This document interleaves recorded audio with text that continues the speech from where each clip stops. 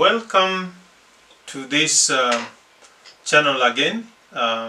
It's really good to have you around, and today we are on the continued learning about time management.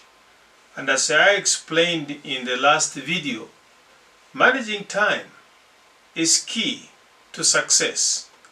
If we don't manage our times very well, success will be very much elusive to us. And therefore, I take this opportunity to welcome again you to come. And as I've said, time management, I'm picking it up into series. So we already did number 1 episode, and now we are on episode number 2 is what we are doing. And this episode number 2 is simply headed that God has given each one of us opportunities and what we call talents. And these talents, when God has given them unto us, we have to use these talents.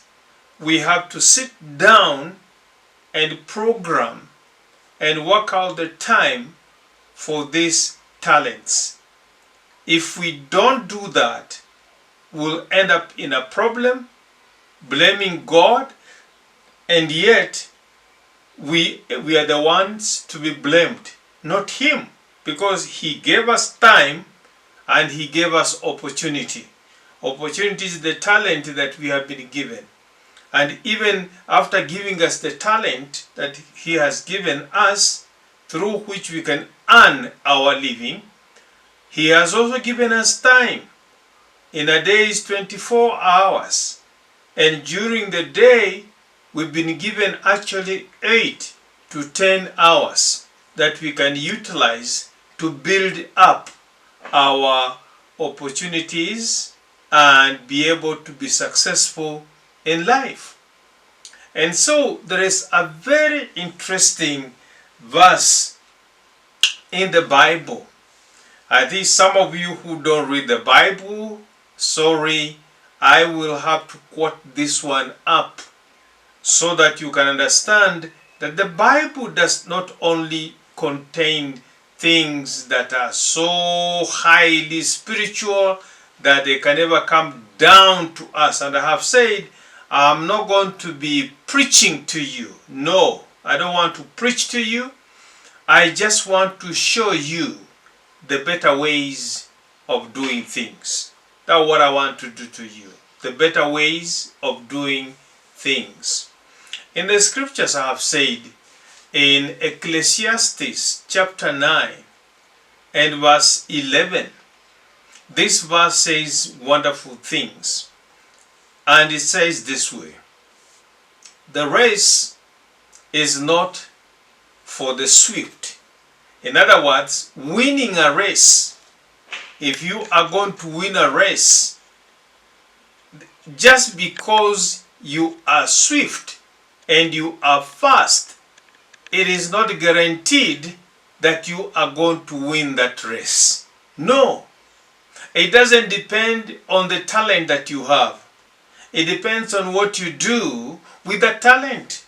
So the race is not always to the swift. Just because you are a fast runner, you are not guaranteed that you will be able to win the race all the time. If you relax and you don't practice and don't work out, you will not win that race. Other people are also busy working and working very hard to win the same race that you want to win.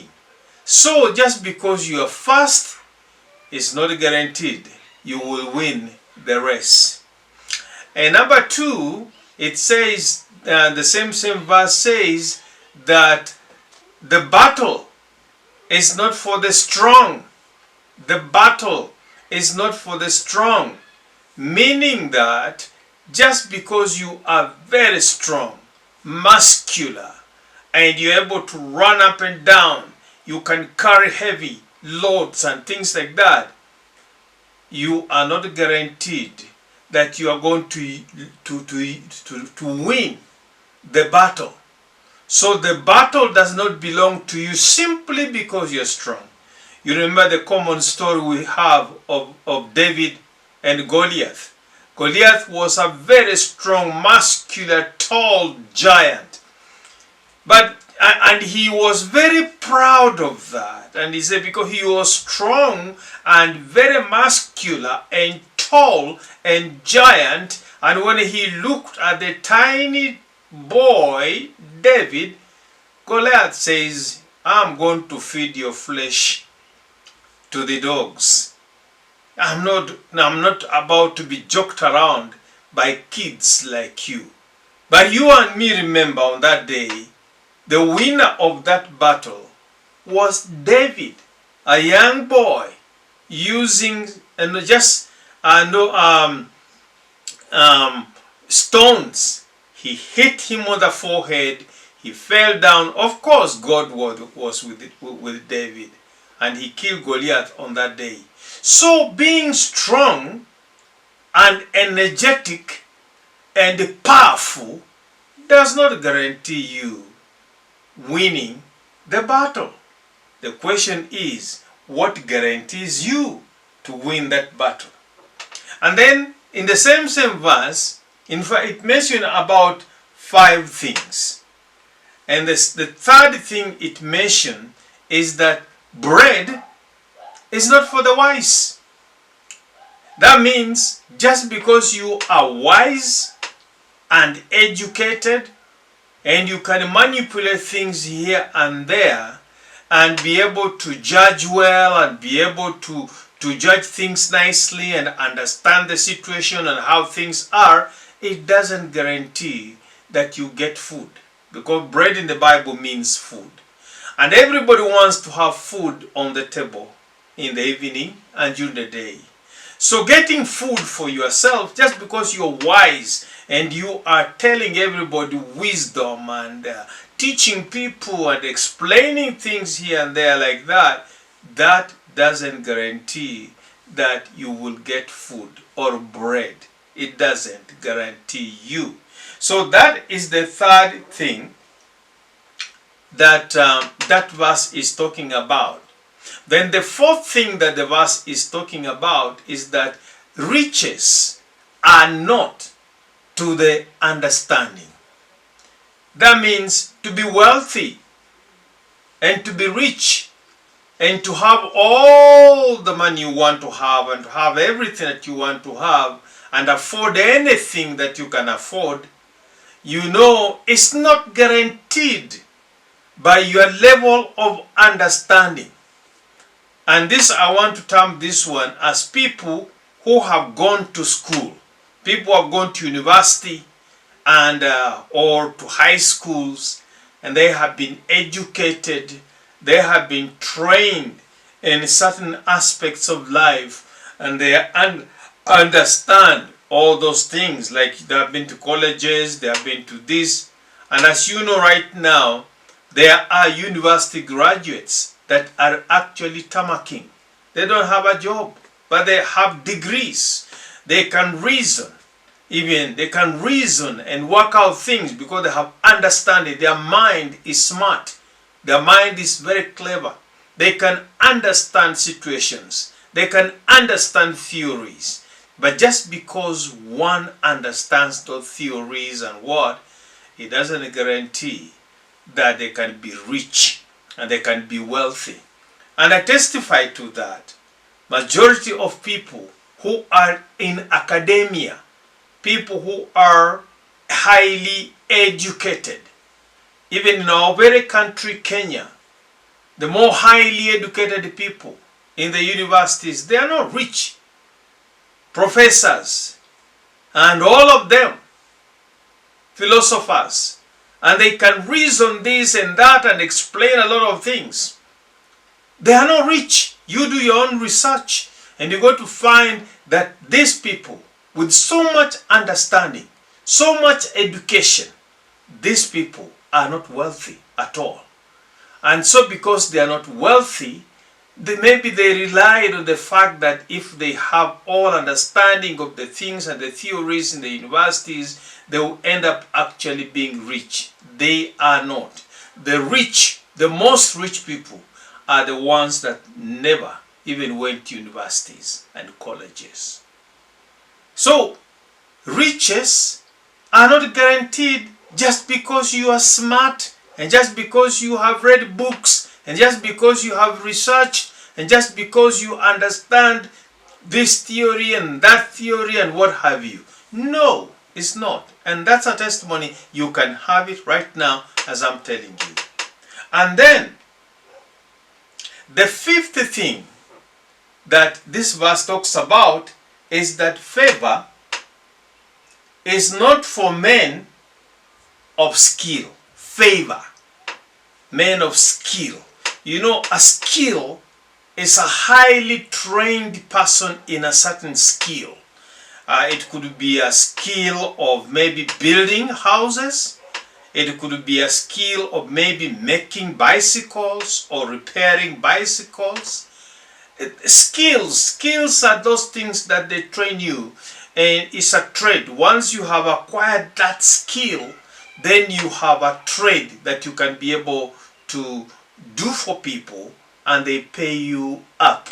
So just because you are highly trained and highly skilled in a certain area, you know, there are people who are really skilled. Some of them are plumbers, some of them are skilled in electrical works, some of them are skilled in different ways, different things. They have been trained and they are experts in those areas. They can do those things even with their eyes closed. Some of them are skilled in repairing vehicles, motor vehicles, and many other things. And the Bible is saying here that just because you are highly skilled in an area, it doesn't guarantee you have favor. Favor with people, or favor with God, or favor with whatever. You will not have favor. You're not highly favored just because you are skilled. In other words, people do not even appreciate you in what you do. You know, you could be so much skilled in teaching, and you teach very well, but people do not appreciate you. They just look at you as an ordinary person, one of them, and things like that. So because of that, I asked myself several questions. Why? You know, the Bible is saying that race is not for the swift. The battle is not for men who are strong. Bread is not for people who are wise. Riches is not for people of understanding. And then favor is not for skilled people. Then I asked myself, if that category of 5 people are not be able to get those things that are attached to them, then who can get? And then I read the statement down in the same verse, which says, but time and chance or opportunities happens to all, to them all. You know, time and opportunities happen to them all, you know. And so I asked myself one time, you know, you are in a class, same teacher who come to teach you English or mathematics, and you have 40 students. As a teacher, I have observed this, and you teach them that subject very well and cover the syllabus that is supposed to be covered in that particular course. And when you give them exams, some students will end up getting excellent. They get first class. Others will get second class. Others will just pass. And others will actually fail. So in a class, you have that categories of people, but you taught them using the same time, same textbook, same person, same everything. What went wrong? Then I discovered, when I read this verse, I discovered that God gives us time. He gave the 40 students, they were given the same time. And they were given the same opportunity, same teacher, same good qualified teacher with the same textbooks and same notes and same everything. But some of them never scored highly. You know why? Because it depends on what you do with your time. For example now,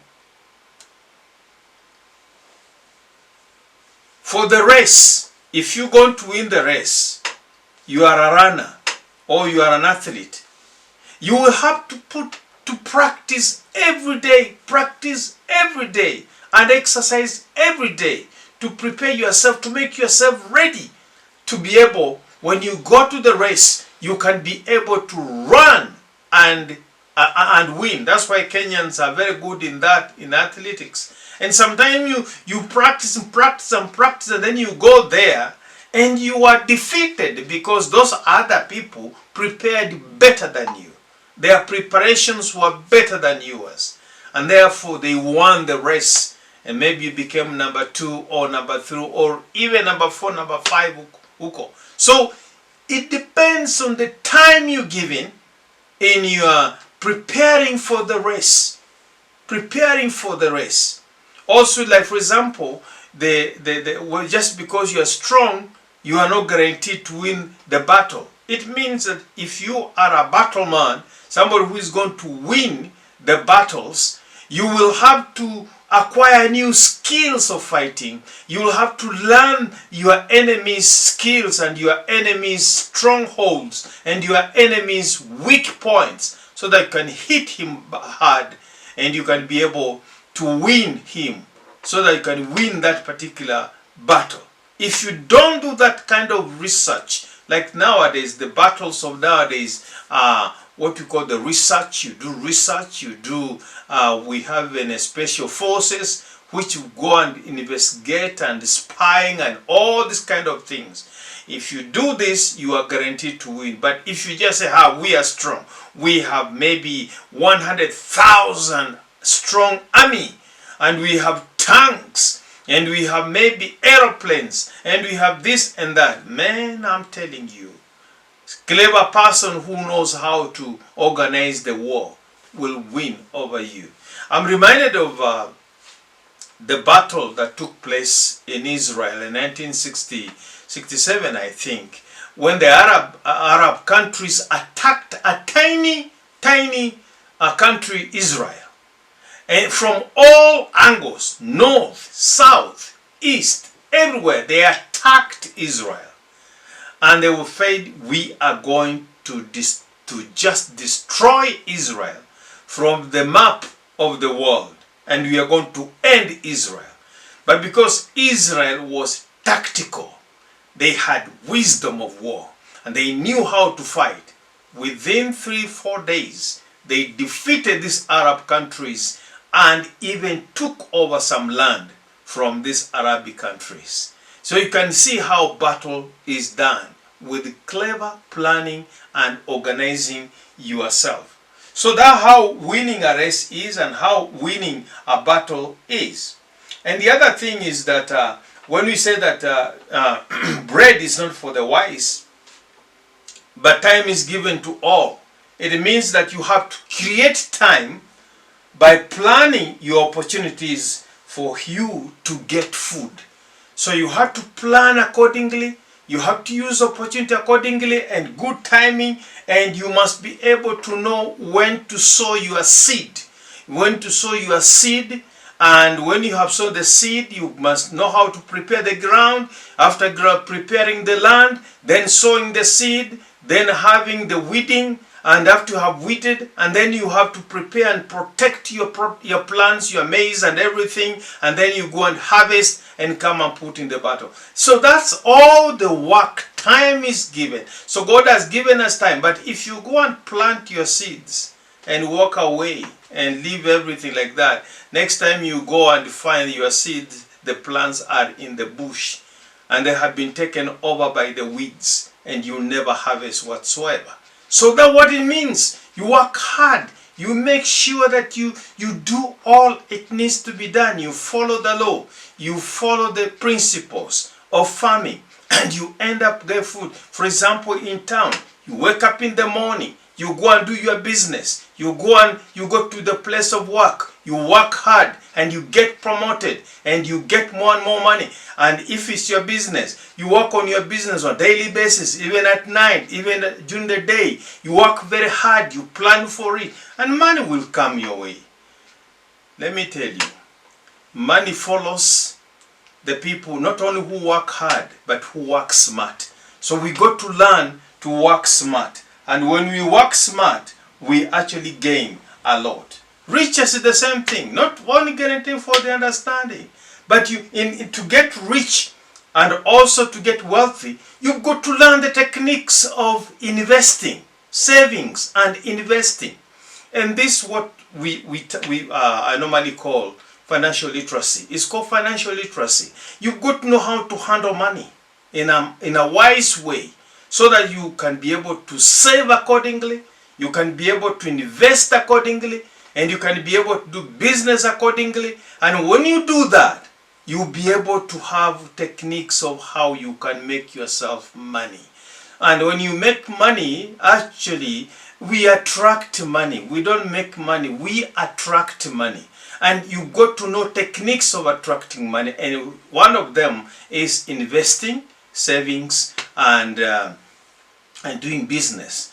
All this, and I'm going to ask you, if you want, you can join me up so that you can be able to learn financial literacy, that you can be able to learn much more and invest. What most of us do not know is investment. So the other stuff here, which as I was just saying, is that riches is not for the understanding. Those people who are highly educated, they understand books and they understand theories, they understand this and that. As I have told you already, is that people who are highly educated and skilled in our country, they are not rich, because they spend all their time in doing what? They spend all their time in theorizing, learning theories, and being highly educated, and they understand physics, they understand chemistry, they understand biochemistry, they understand all mathematics and everything. Most of these educated people are not rich. And I am not apologetic for this. I'll tell you straight away. They are not rich, because they concentrate so much on the education, and then we forget about learning how to attract money or how to make money. A professor, supervisor of mine one time told me that if he knew, he wouldn't have gone so much to read books and write books and teach books and get all the knowledge, physics and chemistry and biology and literature and all those. He would have gone to a school which teaches how to make money. But apparently, you know what? We do not have any school that teaches how to make money. No, there's no school. But I've told you there is those theories that we follow. And I've said that for you to get rich and for you even to make money and be wealthy, we have to learn financial literacy. We have to learn financial literacy, how to invest, how to save, and how to handle money in a friendly way. Because we must move away from the consumerism to investing. And when we start investing, buying assets that bring money into our pocket, then we are talking. These are things that are going to have a different video made on financial literacy. And we're going to learn this together. But you can contact me in advance so that we can be able to learn more and more and understand these things. So we have to move away from consumerism and come into investing. When I talk about investing, for example, I talk to my colleagues, lecture colleagues and educationists that I meet, we do not understand savings. We don't understand investments. When we and the people who are rich, people who are wealthy, I can guarantee you right now, there is something they do that we don't do. What do? They know all about savings, they know all about investments, and they know all about all those areas and savings and investments and business and everything. Those are the people who have attracted money. And those are the people who are wealthy. And those are people who are rich. Because they work at it. Brethren, I'm saying we have to work at it and do the correct way and follow the laws of finance, the laws of money, and the principles of how to handle money. Once we do that, then we'll be able to understand how to attract money or finances to ourselves. And we stop depending on our salaries. The highly educated people, they are very good on depending on their salaries. They are paid salaries, and the salaries deducted, and they work for people. They work for people. So the highly educated people, they work for people. They are employed. They are employees. They are even what you call, we can call slaves. Because they wake up in the morning to go and work for somebody. But the rich and the wealthy, they work at their own businesses. In the future, I'm going to bring a video that explains how you can do and start your own business. Work on your own business. And majority of us, we just work for other people. Then when we hit 60 or 70, the employers tell us, thank you very much for working for me. Now I don't need you very much because you are old and you can never do much things. And they give you a wheelbarrow or a beleshi, the big spoon, and they send you home with maybe a gift of 20,000. And you go home and you start being miserable. And when you go home, you are going to live for the next 30 years, imagine. Doing nothing, sitting at home in rural area.